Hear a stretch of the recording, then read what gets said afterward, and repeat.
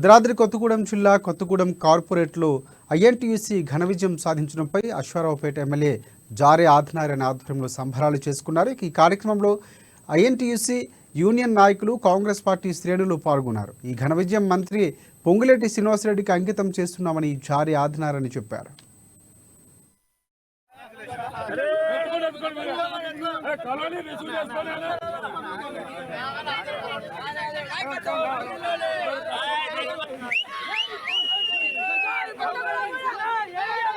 ఈ విజయం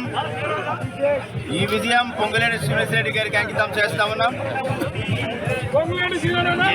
అద్భుతంగా ఈరోజు కార్మిక వర్గం అంతా కూడా ఏకతాటిగా పొంగులేటి శ్రీనివాసరెడ్డి ఇచ్చినటువంటి హామీల మేరకు, అదేవిధంగా ఖచ్చితంగా ఐఎన్టీసీ వల్ల సాధ్యమైన ఆలోచనతో ఈరోజు అందరూ కూడా విజయం అందించారు.